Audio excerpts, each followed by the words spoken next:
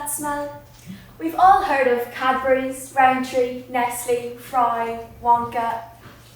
What's that? You say you don't know what Wonka is? Why, Wonka chocolate, of course. I will admit that Willy Wonka's chocolate is fairly new, but it's also the greatest chocolate ever invented. Why, Willy Wonka himself is the most amazing, most fantastic, most extraordinary chocolate maker the world has ever seen. Why, he's invented things like, I'm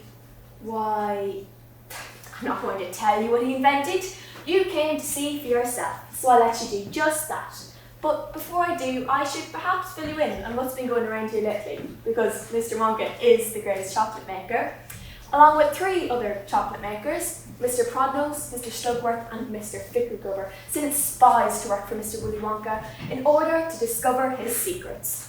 Well, they must have been good spies, because soon afterwards, these 3 spies began making the most amazing chocolate Wonka flavours, such as ice cream that never melts, bubblegum that never loses flavour, and candy balloons that you can blow up to humongous sizes until you pop them with a pin and gobble them all up.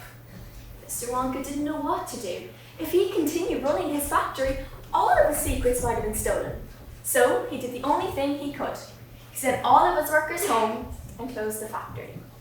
You might have thought that was the end of Mr. Wonka, but no sirree, not him. After months and months went by, the factory suddenly began operating again. But nobody ever went in and nobody ever came out. The only thing people could see were the shadows dancing in the lighted windows. Mighty strange. Well, anyway, to get back to the story, soon afterwards, there was a big article in the town newspaper saying that Mr. Wonka, in order to sell lots of candy once again, was running a contest. Yes, sir, that's right, a contest. He had secretly wrapped up a golden ticket under ordinary wrapping paper, under 5 ordinary candy bars. These candy bars were said to be sold in any shop, in any street, in any town, and any country in the world, upon any counter where Mr. Wonka's candies were sold. The 5 winners will tour Mr. Wonka's new factory and bring home enough chocolate for the rest of their lives. Now that, my friends, is where our story begins. The 4 of the tickets have already been found. Oh gee, I almost forgot. Would you like to meet the 4 lucky people? All right, let's see if they're here. Augustus Glebe, where are you, Augustus? Chocolate, chocolate, chocolate. I love chocolate. Food, food. I must eat all the time. This ticket is my meal ticket to eat and eat and eat. Chocolate, chocolate, chocolate. That, my friends, is Augustus Glebe. The second golden ticket was found by a lucky girl. Her name is Violet Burgard. Is Violet here now? I'm a gum chewer normally, but when I heard about these ticket things of Mr. Wonka's, I laid off the gum and switched to candy bars in the hopes of striking it lucky. Now, of course, I'm right back on the gum. I just adore gum. I couldn't do without it. I munch it all day long except for a few minutes at meal times when I take it out and stick it behind my ear for safekeeping. To tell you the honest truth, I simply wouldn't feel comfortable if I didn't have that little wedge of gum to chew on every moment of the day. I really wouldn't. My mother says it's not ladylike, and it looks ugly to see a girl's jaws going up and down as much as mine do every minute of the day. But I don't agree. I think she'd criticize anyways. If you ask me, I'd say that her jaws are going up and down nearly as much as mine are just from yelling at me every minute of the day. And now, it may interest you to know that this piece of gum I'm chewing on right this moment is one that I've been working on for over 3 months solid. That's a record, that is. It's beaten the record held by my best friend, Miss Cornelia Prince-Metal, and she was ever so mad. It's my most prized possession now, this piece of gum is. At nights, I just stick it at the end of my bedpost, and it's as good as ever in the mornings. A bit hard at first, maybe? Isn't she a lucky girl? Isn't she wonderful? The third golden ticket was found by another lucky girl. Her name is Veronica Sant. Is Veronica here now? Where's my golden ticket? I want my golden ticket! Oh yes, here it is. As soon as I told my father, I simply had to have one of those golden tickets. He went out to the town and started buying up all the Wonka candy bars he could lay his hands on. Thousands of them. He must have bought hundreds of thousands of them. Then he had them loaded onto trucks and sent directly to his factory. He's in the peanut business, you see. He's got about 100 women working for him down at his truck, shelling peanuts for roasting and salting. So he says to them, "Okay, girls," he says, "from now on, you can stop shelling peanuts and start shooting the wrappers off these crazy candy bars instead." And they did. He had every worker in the place yanking the paper off those bars, full speed ahead from morning to night. But 3 days went by and we had no luck. Oh, it was terrible. I got more and more upset each day, and every time he came home, I would scream at him, "Where's my golden ticket? I want my golden ticket!" And he would lay for hours on the floor, kicking and yelling in the most disturbing way.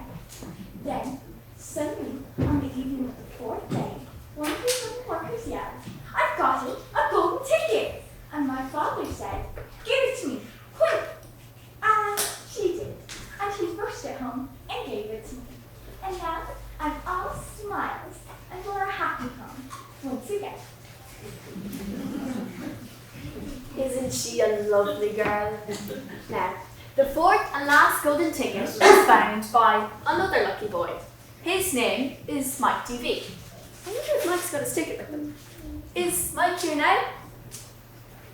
Of course I got my golden ticket, but why can't everyone just leave me alone? I want to watch television. I watch all the shows every day, even the comedy ones with no shooting. I like the gangsters best.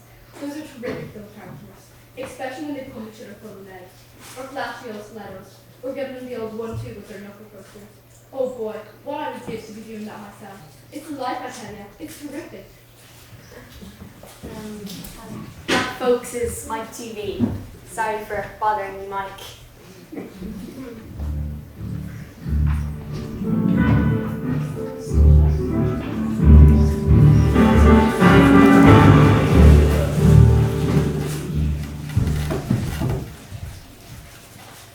Now we're going to take a look at the hero of our story, Charlie Bucket and his family. Let me introduce them to you.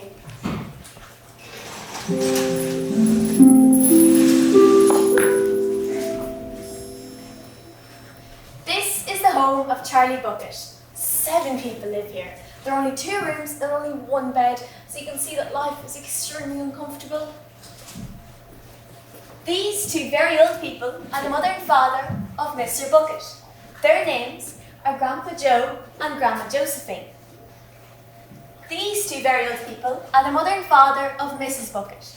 Their names are Grandpa George and Grandma Georgina. The bed was given to the 4 old grandparents because they're so old and tired, and of course they're all over 90 years old. This is Mr. Bucket. And this is Mrs. Bucket. They and little Charlie sleep upon mattresses in the other room.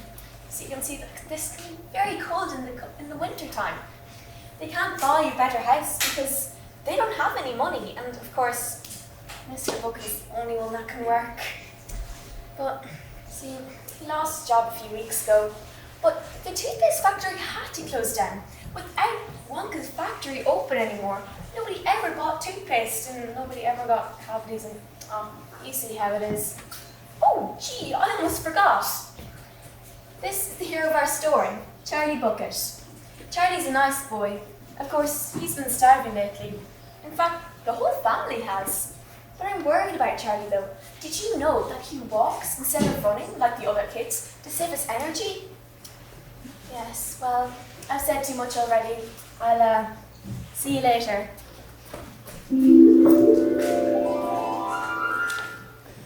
Well, I see that 4 children have found golden tickets. I wonder who the 5th lucky person will be. I hope it's no one like that repulsive flute boy. Or as focused out for soccer. Or as beastly as that bubble popping fella Burger. Or living such a useless life as that TV boy. It makes you wonder if all children behave like this nowadays. Like these brats we've been hearing about. Of course not. Well, some do. In fact, quite often do, but not all. And now there's only one ticket left. Quite so. And just as sure as I'll be having cabbage stew for supper tomorrow, that too can go to some nasty little beast who doesn't deserve it at all. I think I know someone who might like to find that golden ticket. How about it, Charlie? You love chocolate more than anyone I've ever saw. Yeah, I sure would, Grandpa Joe. It just about makes me faint when I have to pass Mr. Wonka's factory every day as I go to school. The smell of that sweet chocolate makes me so dreamy that I often fall asleep and bump into Mr. Wonka's fence. But I guess I should realize that dreams don't come true.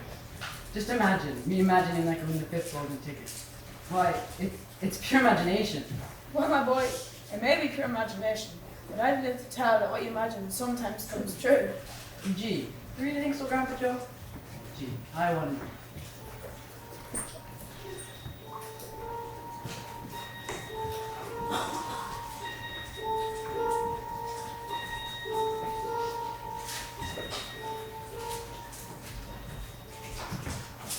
You know, it sure would have been nice if Charlie had found that 5th golden ticket.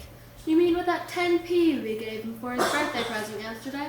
Yeah, the one we give him to buy that one piece of candy he gets every year. And just think how long it took you two to save up that 10p. It really is a shame. Yes, but just think of how Charlie enjoys the candy. He just loves Willy Wonka chocolate.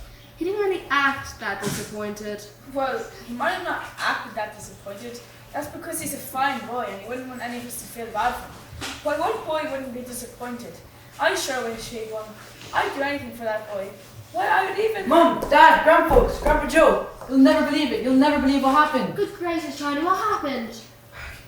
Well, I was walking home, and the wind was coming down so hard, and the snow was so cold, and I couldn't see where I was going, and I was looking down to protect my face, and Go on, Charlie, what is it? there it was kind of buried in the snow. And I looked around, and no one seemed as if they'd lost anything. I picked it up and wiped it off, and I couldn't believe my eyes. Charlie found the golden ticket! Charlie found the golden ticket! Hooray, hooray, he did it! No, it was a 50p piece.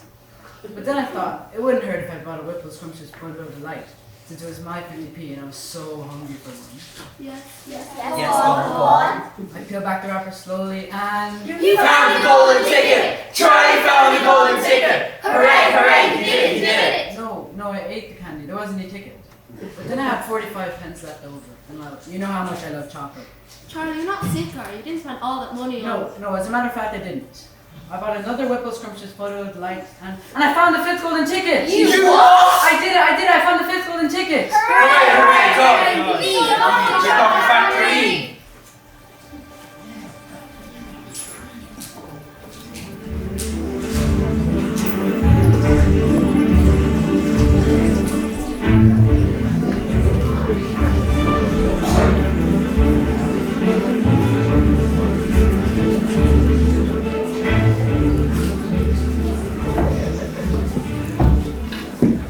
Boy, Grandpa Joe, I'm sure glad that Dad ain't taking me today. Yes, Charlie. He just feels that way understand each other. Plus, you seem to know a lot about Willy Wonka and what's happened.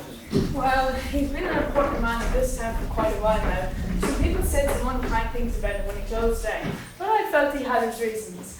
I'm actually excited about this whole golden ticket thingy. It gives us an insight to his factory and how he's run it. Speaking of the golden ticket, can I read it one more time? I know it sounds silly, but the whole thing seems so magical. Yeah, sure. Let me see if I can find it. Oh, here it is. Greetings to you, the lucky finder of this ticket. I shake you warmly by the hand. Tremendous things are in store for you. Many wonderful surprises await you. But for now, I do invite you to come to the factory for one whole day. You and all others who are lucky enough to find you. I, Willy Wonka, will conduct you on the factory myself, showing you everything there is to see. And afterwards, you will be escorted home by a procession of large trucks. These trucks, I can promise, will be filled with enough delicious edible to last you and your entire household for many years. If thereafter you should run out, you only have to come back to the factory and show this golden ticket, and I will be happy to refill your cupboards with whatever this tasty morsel.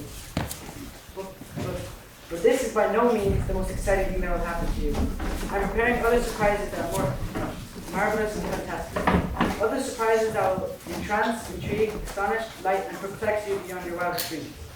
You could never imagine such good things would happen to you. Just you wait and see. Now, here are your instructions. The day I have chosen is the first day in the month of February. On this day and no other, you must come to the factory gates at 10 o'clock sharp. You're allowed to bring 1 or 2 members of your family to make sure you stay out of mischief and to look after you. One more thing, make sure you have this ticket or else you will not be admitted. And today's the 1st of February. Oh, well, look. Everyone's arriving together. There he is. That's him. It's Mr. Willy Wonka. Welcome, welcome, welcome. Hello, everyone. Let's see now. I wonder if I can recognize all of you by the pictures of you in the newspaper. Let's see.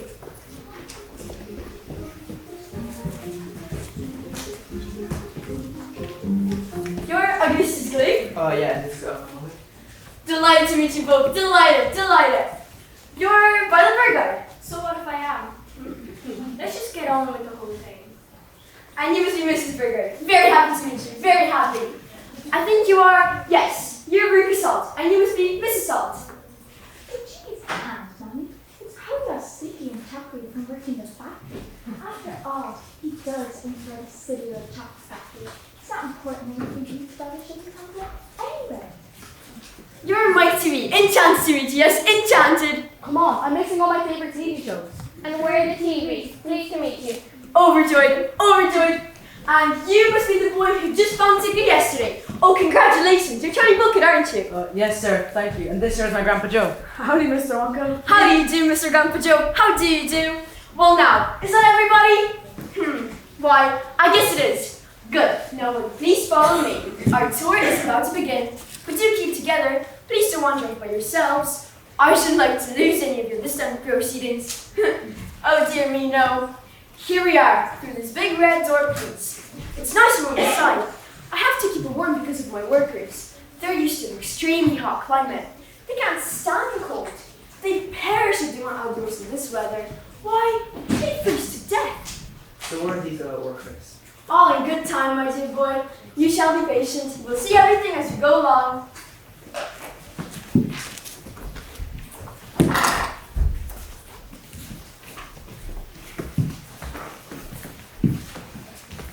Are all of you inside? Good. Would you mind closing the door? Thank you.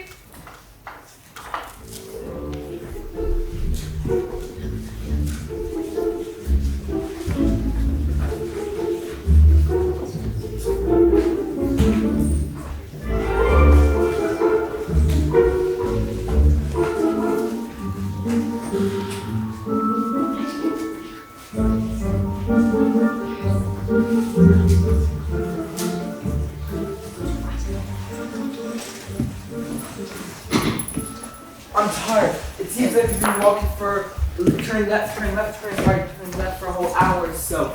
I want to eat. Do you hear me? I'm hungry. I want to eat. I'm hungry. Have you noticed you've been going out for the longest time, Grandpa Joe? Yes, Charlie. I've heard Mr. Wonka say something about most of his important rooms are deep down below the surface. I wonder why. Well, I've heard him say that some of his rooms are too big for the surface, and some of them are as big as football fields.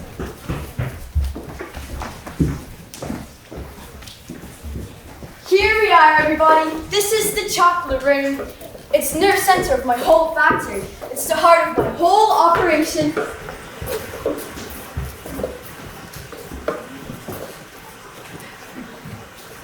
All I see is that old river over there. I'm hungry. I want to drink. Where's the food? All I see is that old river over there. And just look at those enormous pipes. There must be 10 or 11 of them. I wonder what they're for. Gee, Mr. Wonka, what's wrong with the river? It's all brown and muddy though. Nothing wrong with it, my boy. Nothing at all. Every drop of that river is hot melted chocolate of the finest quality, the very finest quality. There's enough chocolate in there to fill up every bathtub in the entire country. And all the swimming pools as well. Isn't it terrific? And just look at my pipes. They soak up all the chocolate and carry it away to all the other rooms in the factory where it's needed. Thousands of gallons an hour, my dear children. Thousands and thousands of gallons. Look, over there. What is it? He's moving. He's walking. Wait, it's a little person. It's a little man. Down there, behind the little pipes. She's right, it is a little man. Have you seen Grandpa Joe? Yeah, I see him. There's 2 of them.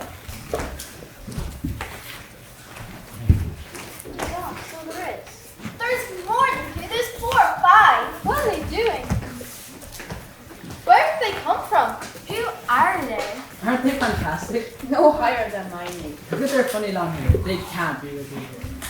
Nonsense. Of course they're real people. These are some of my workers. That's impossible. There's no people in the world as small as that.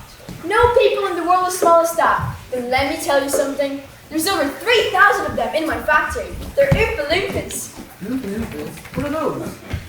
Imported direct from Loompa Land, and oh, what a terrible country it is! Nothing but thick jungles infested by the most dangerous beasts in the world. Hornswogglers, snozzwangers, and those terrible wicked wangdoodles.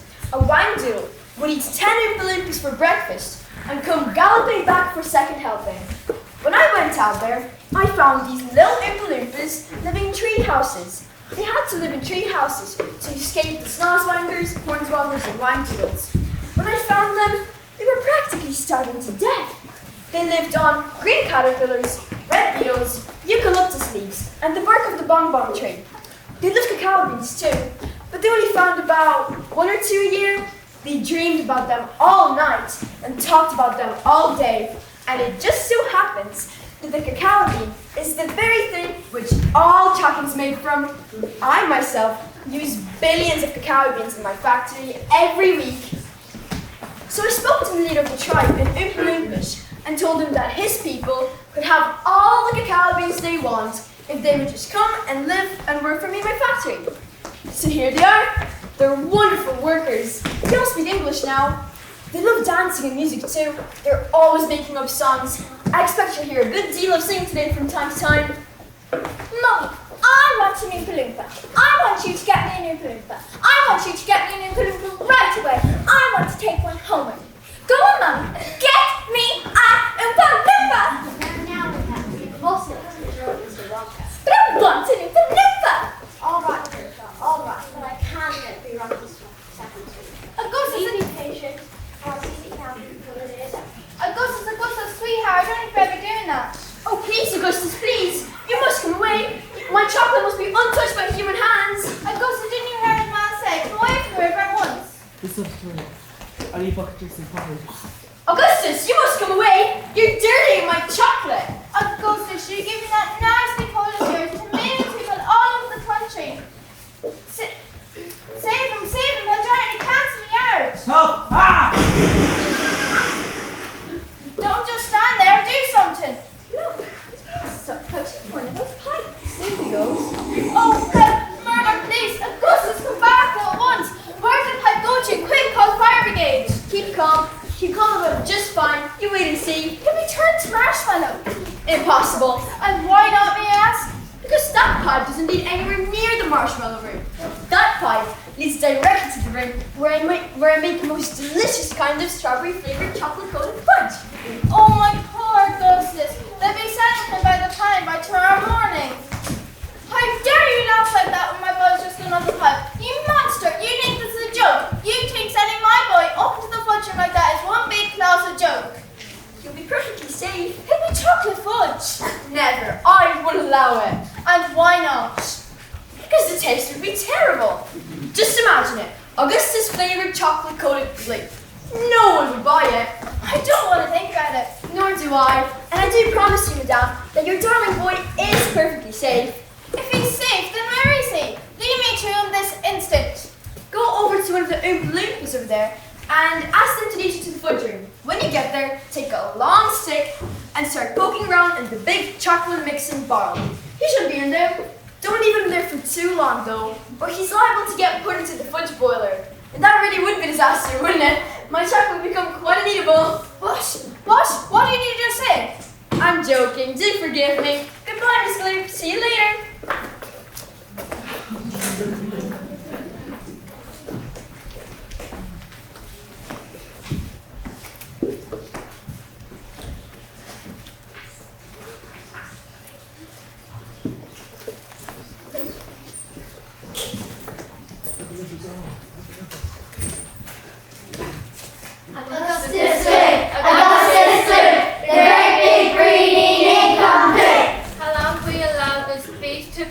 and Gonzo feed and feast. On everything he wanted to. Great Scott, it simply wouldn't do.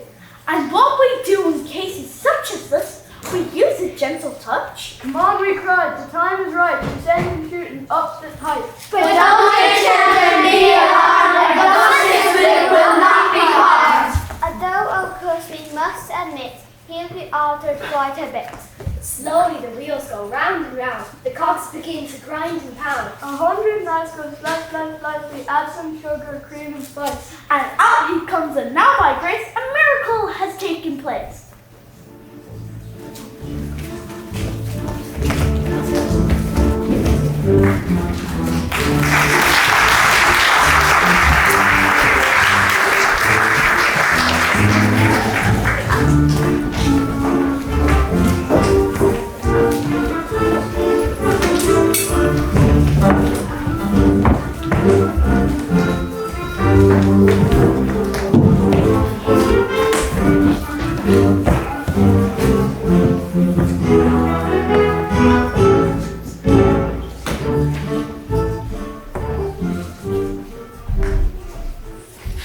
Poor Augustus. Well, I bet we've seen the last of him for a while. Oh, are you folks in for a real treat? Did you know that Mr. Wonka has his very own yacht? Yes, sir, that's right. His very own. And boy, is it sharp. It has about 10 implements on the inside and a bright pink. Oh well, there's no point telling you all about the boat because in just a minute you should be able to see it coming up the tunnel. Oh yes, yes, here it comes now. It sure is dark in here. How can these dumb implements see where they're going? There's no knowing where they're going. There's no earthly way of knowing which direction they're going. There's no knowing where they're rowing. Not a speck of light is showing, so the danger must be growing. For the rowers keep on rowing, and they're certainly not showing any signs that they are slowing. He's gone off his rocker. He's crazy. Bobbing. He's soaking. He's screaming. He's batting. He's dipping. He's docking. He's dumping. He's goofy. He's bugging. He's whacking. He's moving. No, he's not. Switch on the lights. Go faster, faster. Look, over there. There's a door in the wall. It says cream room. Dairy cream, whipped cream, coffee cream, pineapple cream, and hair cream. Hair cream? You don't eat hair cream. For whipping cream, of course. Whipped cream isn't whipped cream at all unless it's been whipped with whips. Just as a poached egg isn't a poached egg at all unless it's been stolen from the woods in the dead of night. Go on, please. Bean room. Coffee bean, peco bean, jelly beans, and has-beens. Has-been. You're one yourself. There's no time for arguing. Press on, press on. Stop the boat. We're there. We are where? Up there. What's up there? You'll see.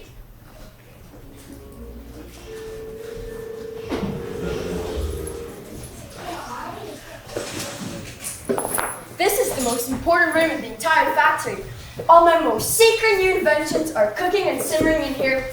Old Fickle Grubber would give his front teeth to be allowed in here just for 3 minutes. So would Prodnose and Slugworth and all the other rotten chocolate makers.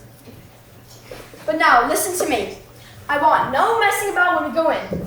No meddling, no touching, and no tasting. Is that agreed? Yes, we won't do the thing. Everlasting gobstoppers. They're completely new. I'm inventing them for children who are given very little pocket money. Put one of these gobstoppers in your mouth and you can suck it and suck it and suck it and suck it and suck it and it will never get any smaller. It's like gum. It is not like gum. Gum is for chewing. And if you try chewing these gobstoppers here, you break your teeth out. But they taste terrific and they change color once a week.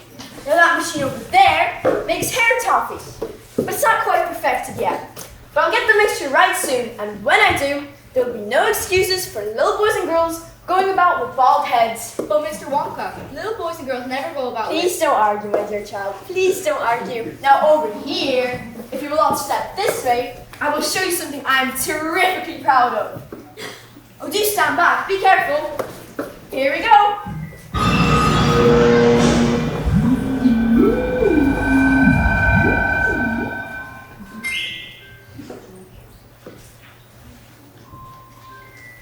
You mean that's all? That's all? Don't you know what it is? Like gum. It's gum. It's a stick of chewing gum. Right. right you are. It's a stick of the most amazing and fabulous and sensational gum in the world. And this gum is a fantastic gum in that it's a whole chewing gum meal. It's a whole 3-course dinner all by itself.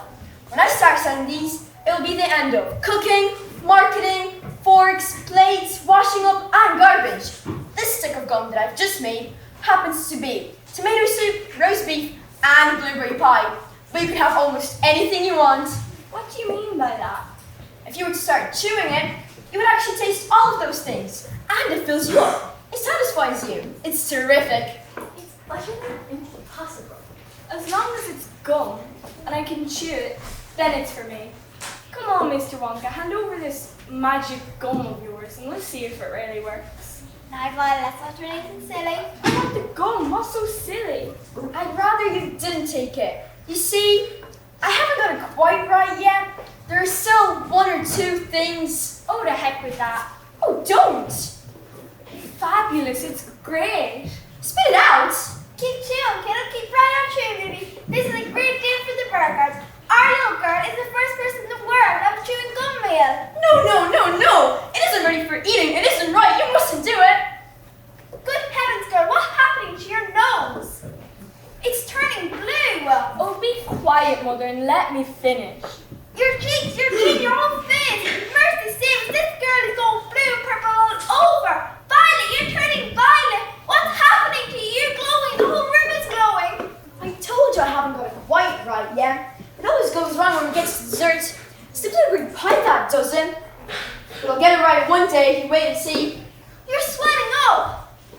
I feel most peculiar. You're swelling up. You're blowing up like a balloon. Like a blueberry. Call a doctor.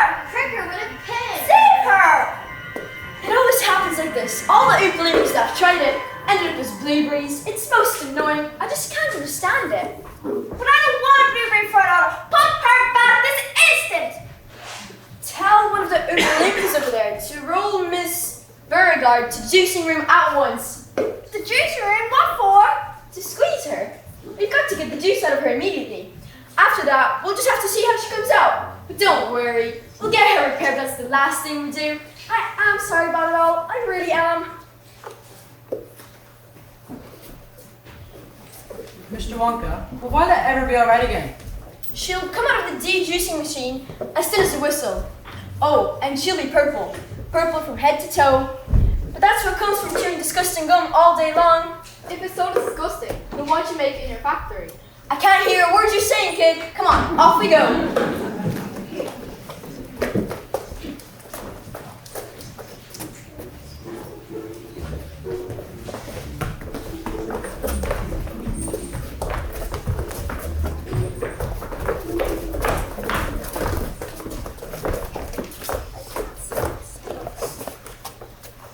Friends, we surely all agree, there's almost nothing worse to see than some repulsive little bum who's always chewing gum. The sticky habit's bound to send the chewer to a sticky end. Did you ever know a person called Miss Bigelow? This dreadful woman saw no wrong in chewing all day long. And when she couldn't find her gum, she'd chew a bottle of linoleum, or anything that happened near, a pair of boots, a postman's ear, or sometimes people's underclothes, and even once her boyfriend's nose. For years and years she chewed away, consuming 50 packs a day, until one summer's eve at last, a horror business came to pass. Miss Bigelow went late to bed. For half an hour she lay and read. At last she put her gum away upon a special little chair, and settled back and went to sleep. She managed this by counting sheep. But now how strange, although she slept, those massive jaws of hers still kept on chewing through the night, even was there nothing to bite. A sleeping woman's great big trap, opening and shutting, snap, snap, snap. As one passed her, chop, chop, chop, the noise went on in one stop, until at last her jaws decided to pause and open extra wide. And with the most tremendous chew, they bit the lady's tongue in two. And that is why we try so hard to save Miss Violet Beauregard from suffering an equal fate. She's still quite young, it's not too late. Provided she survives the cure, we hope she does, we can't be sure.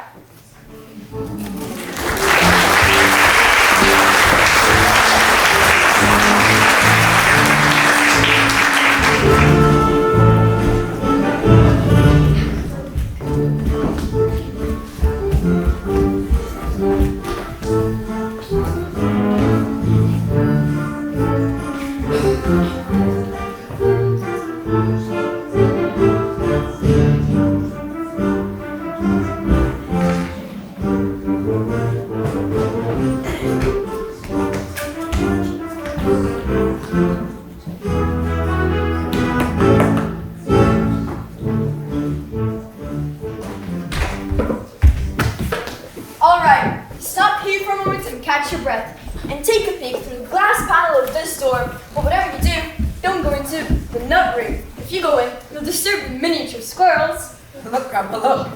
Miniature squirrels? Jeepers, there's 100 of them around the pile of walnuts. These squirrels are specially trained to get the nuts out of walnuts. Why use squirrels? Why not use Oompa Loompas?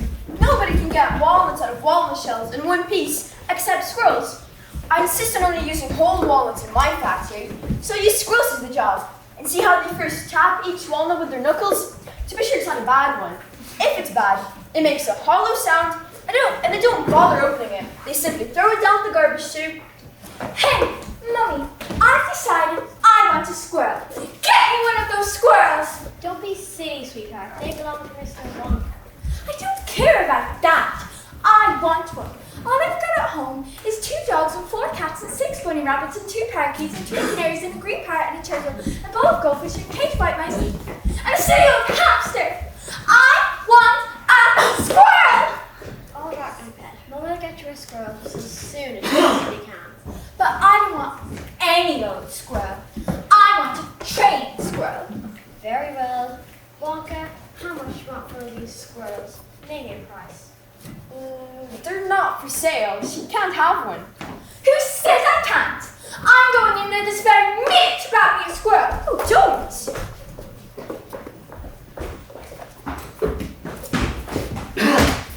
All right, I'll have you.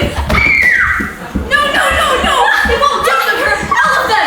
20 will have her right arm pinned down. 20 will have her left arm pinned down. 20 will have her right leg anchored to the ground. 4 of them have her left leg. And the last squirrel, it's climbing on her shoulders and starting tap-tapping on Ruka's head with knuckles. Save her! Ruka, come back! What are they doing to her? They're testing her to see if she's a bad nut. What? My goodness! She is a bad nut after all.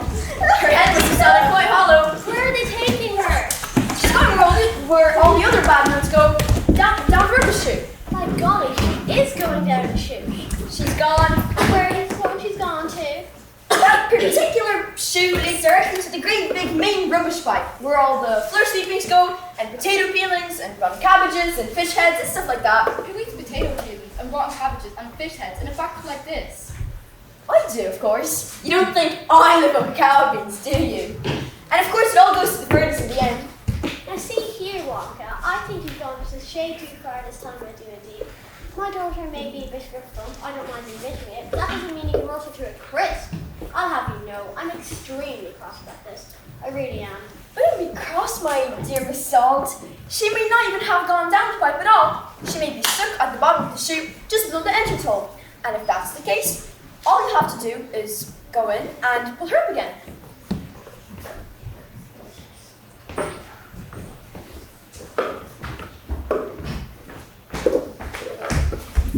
Veruca, are you down there? Oh no! The squirrels have pushed her too! Oh dear, what on earth is going to happen to them? I expect someone will catch them at the bottom of the chute. What about the Great Fire Incinerator? Oh, that! They only light it every other day, perhaps. This is one of the days when they let it go out. You never know. They might be lucky.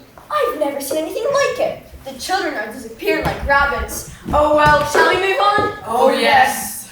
My feet are getting tired. I want to watch television. Well, if you're tired, then we'd better take the elevator. Come on, it's just down the hall.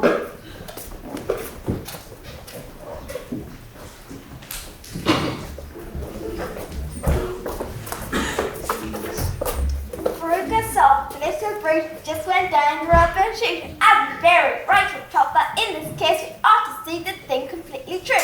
We've polished off her parents too. Down goes Veruca, down the drain. Are we perhaps to explain that she will meet as she descends a rather different set of friends? Some live are worse and so old and grey, one smelled it from a mile away.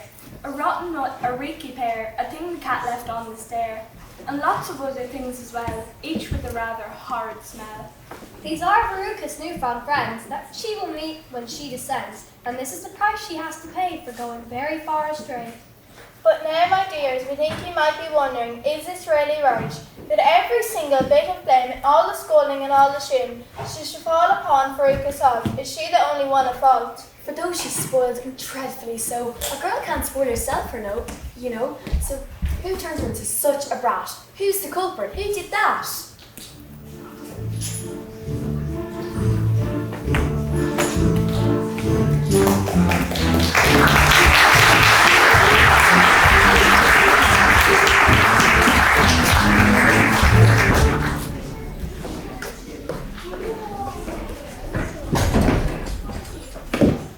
Wow, look, it's a great glass elevator. This isn't just an ordinary up and down elevator. This elevator can go sideways and long ways and slant ways and any other way you can think of. It can visit any room in the entire factory, no matter where it is. You simply press the button and ding, you're off. Terrific. Look, each one is labeled. And each button stands for a room. Yeah, let's see. It says strawberry juicing room, exploding sweets for your enemies, invisible chocolate bar. Come on, enough. We can't wait all day. Isn't there a TV room? No, it's not. Certainly, right here. Whoopty, that's for me. Hang on, everybody. I'm gonna be sick. I'll be super sick. Stop. Then you better take this. It's awesome. Stop. Can't do that. It won't stop till we get there. I only hope no one's using the other elevator. What other elevator? The one that goes the opposite way on the same track as this one. Holy mackerel, you never mind the collision. I've always been lucky so far. Oh, I'm going to be sick. No, not now. We're nearly there. Don't spoil my hat. Surprise. Never again. Just a minute now. Before we go into this television chocolate room, I want to warn you. There's dangerous stuff around in there, and you must not tamper with it. Okay, everybody out.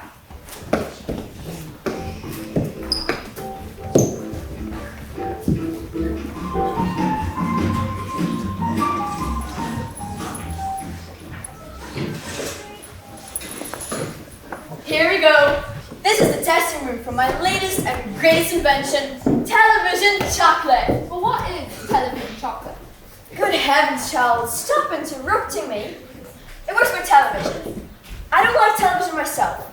I suppose it's all right in small doses, but children never seem to be able to take in small doses. They want to sit there all day long, staring at the screen. That's me. Shut up. Thank you. Now then, the very first time I saw ordinary television working, I was struck by a tremendous idea. If a photograph could be broken up into a million tiny pieces and sent whizzing through the air until it hit an antenna, why couldn't I send a real bar of chocolate whizzing through the air in tiny pieces and then put together at the other end, all ready to be eaten? Impossible. Think so? Watch me send a bar of chocolate from one end of this room to the other by television. Bring me that chocolate bar, please.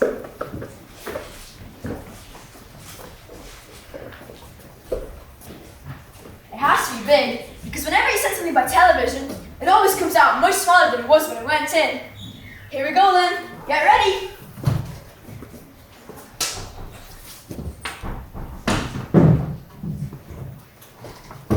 No, you there. Mike TV, you're too close. Stand back. There's dangerous stuff coming out of that thing. They could break you up into a million tiny pieces. That's better. Now then, switch on.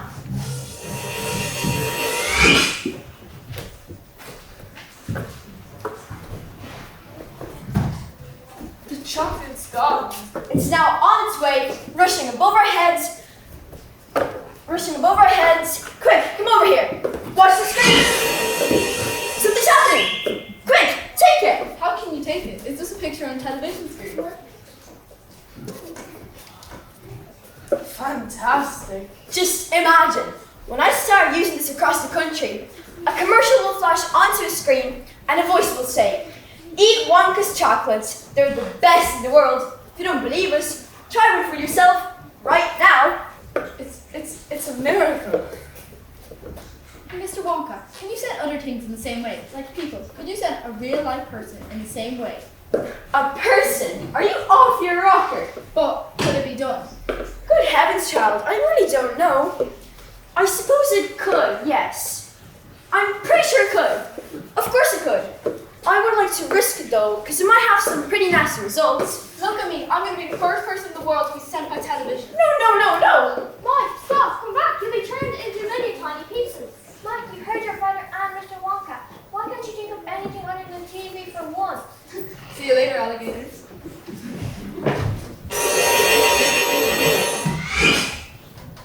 He's gone. to hope for the best. We must pray that your darling boy will come out unharmed at the other end. We must watch the screen. He may come through at any moment.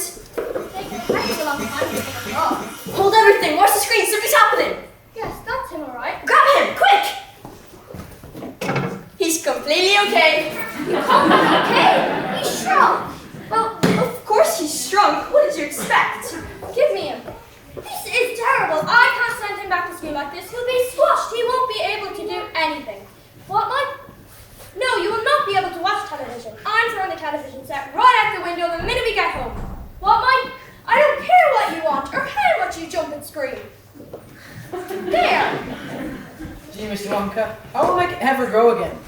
Well, small boys are extremely springy and elastic, so maybe he'll stretch if we put him onto my machine for testing the tough stretches of chewing gum. How far do you think he'll stretch?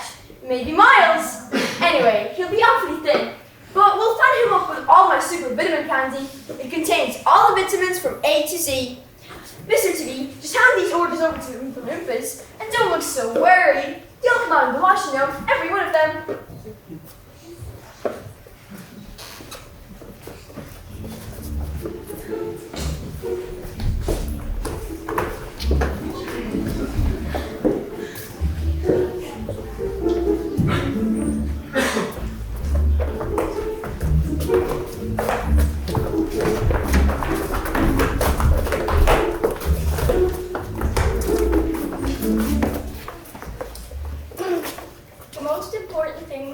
As far as children are concerned, is never let them near your television set. They loll and slop and lounge about and stare until their eyes pop out.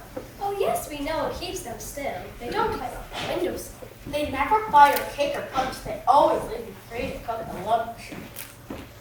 And wash the dishes in the sink. But did you ever stop to think? Wonder just exactly what's this table of a thought. What's the sentence in the head that kills imagination dead?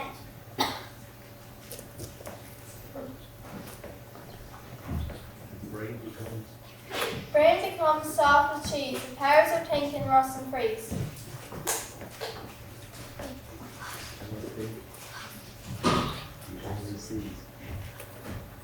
Cannot think, he only sees. He'll write and cry and write and say, but if we take the set away, what shall we do to entertain Our our darling children, please explain. We'll answer this by asking you what use the darling wants to do.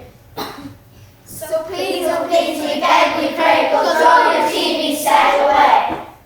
Fear not, because we promise you in that about a week or two of having nothing else to do, they'll feel the need to have something good to read. P.S. regarding Mike TV, we shall simply have to wait and see if we can get him back his height, but if we can't, serves him right.